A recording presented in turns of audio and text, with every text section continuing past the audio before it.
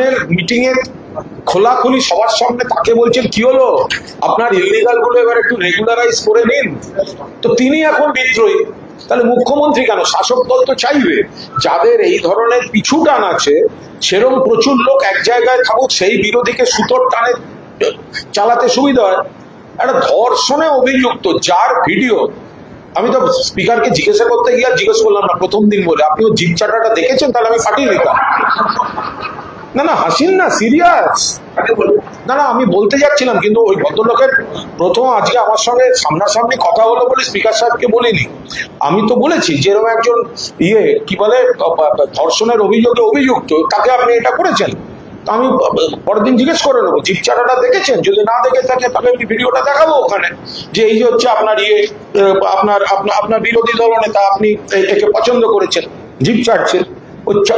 মুখ্যমন্ত্রী বলছে ধর্ষণের অভিযোগ, আমরা নারী নির্যাতন আমরা জেলা থেকে ধরে ধরে এনে বিচার করব।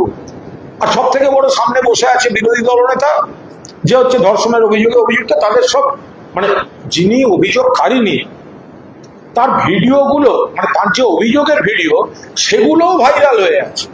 তো এইরকম একটা ধর্ষণের অভিযুক্ত একটা আঁতেল সেজে ঘুরে বেড়াবে ছাগল দাড়ি রেখে, তো এরকম একটা বালিশ চাটা মাল।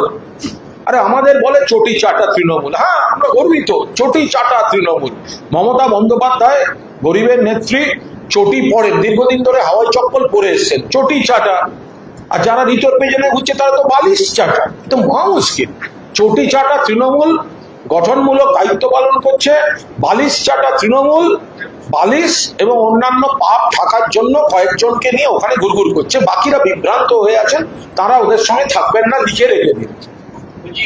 আত্মসম্মান থাকলে কেউ ঋতর মতো একটা বহিষ্কৃত মাল, ডবল বহিষ্কার। আমি ঋতকে বলছি, ঋত নারী নির্যাতনে অভিযুক্ত বালিশ চাটা মাল। ও যদি এক বাপের ব্যাটা হয় আমার এগেন্সটে মানহানির মামলা করবে।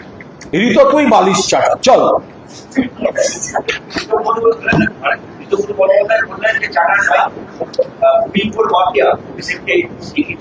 ঋতব্রত বন্দ্যোপাধ্যায় একটা অকৃতজ্ঞ বেঈমান।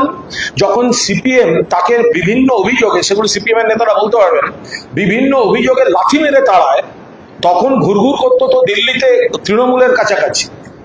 এই অভিষেক বন্দ্যোপাধ্যায় তাকে প্রোটেকশন দিয়েছিলেন। অভিষেক বন্দ্যোপাধ্যায় ভালো খারাপ ঝগড়া ভাব প্রেম ভালোবাসা ছেড়ে দিন।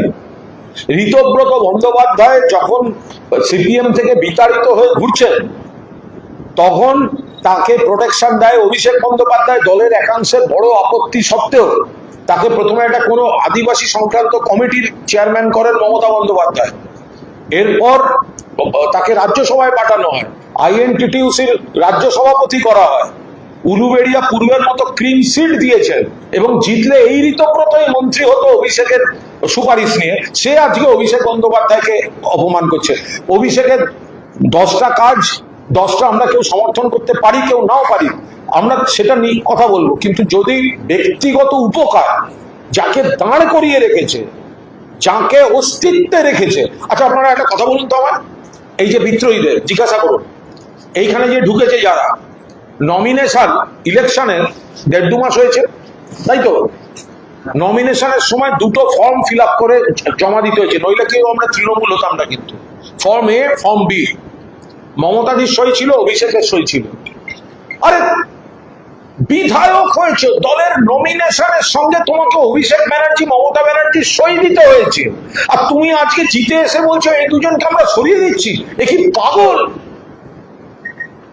আপনার বলে রাখি, আমি একটু বেরোবার তাড়া আছে, কিন্তু ওই বলে রাখি, ওই ইয়েদের যারা এই কদিন আগের ফর্মে মমতা ব্যানার্জি আর ঋতব্রত ব্যানার্জির সই, ফর্ম এ বি জমা দেওয়া ছাড়া তৃণমূলের প্রার্থী হতো না।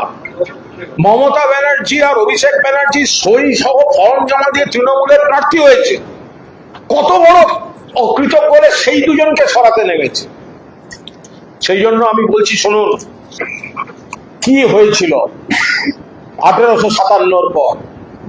সফটওয়্যার আপডেট করতে হবে, বিশ্বাসঘাতকতার সফটওয়্যার আপডেট করতে হবে। তখন ছিল কি কি নাম, সফটওয়্যারে মারুন, এখন নামগুলো বেরিয়ে যাবে। পরিণতি মির্জাফর পুষ্ট হয়ে, মিরান বজ্রাঘাতে, মোহাম্মদী বেগ পাগল হয়ে কুয়োতে ঝাঁপ দিয়েছিল, ঘসেটি বেগম, আমিনা বেগম বন্দী ছিলেন, তারপর বুড়ি গঙ্গাতে ডুবিয়ে মারা হয়েছিল, রাজা রাজবল্লভ পদ্মায় ডুবে মারা গেছিল, জগৎ সেঠ তো রূপচাঁদ এরা মিরনের নির্দেশে মুঙ্গের দুর্গ থেকে গঙ্গায় ফেলে দেওয়া হয়েছিল, রায় দুর্লভ কারাগারে মারা গেছে, নন্দকুমার পরে হেস্টিংস ফাঁসি দেয়, মীর কাসিম নিঃস্ব শোচনীয় অবস্থায়।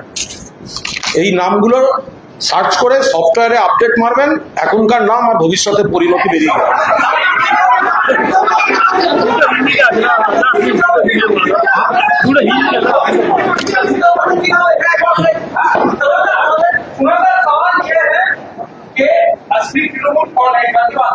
कौन है ममता बनर्जी असली तृणमूल है और कौन है? ममता बनर्जी असली तृणमूल है। ममता मीन्स तृणमूल, तृणमूल मीन्स ममता दीदी।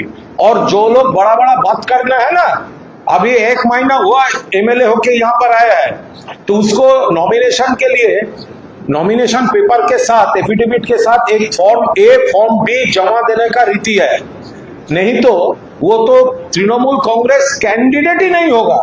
तो किसका सिग्नेचर था? दीदी का सिग्नेचर था। किसका सिग्नेचर था? अभिषेक बनर्जी का सिग्नेचर था। 1.5 महीना पहले जो लोग ममता दीदी और अभिषेक को सिग्नेचर फाइल करके अपना को तृणमूल का कैंडिडेट साबित किया, वो लोग बोल रहा है ममता दी नहीं है, अभिषेक नहीं है, वो अलग तृणमूल है। Trinamool means Mamata Banerjee means Trinamool. मुख्यमंत्री भ्रष्टाचार ने जो बोला, हम लोग तो सपोर्ट कर रहे हैं, भ्रष्टाचार के खिलाफ जो स्टेप होगा, लेकिन थैंक्स टू चीफ मिनिस्टर हमको अलाउ किए थे, उनके बोलने के टाइम में भी हम कुछ बोलने चाहते थे, मैंने उसको रिक्वेस्ट किया, ऑनरेबल चीफ मिनिस्टर आप जो भ्रष्टाचार के खिलाफ आप जो एक्शन लेंगे पूरा सपोर्ट है, लेकिन कुछ लोग आपने कुछ करना में छुपाने के लिए अभी अलग डिस्टेंस रेबल ये सब हो रहा है, सब लोग नहीं हो रहा है, कुछ लोग हो रहा है, मेन ऑर्गेनाइजर्स, तो उसको भी नहीं छोड़ना चाहिए। ये तृणमूल छोड़ रहा है इसीलिए लीगली वो लोग बांट जाएंगे, ऐसे नहीं होना चाहिए।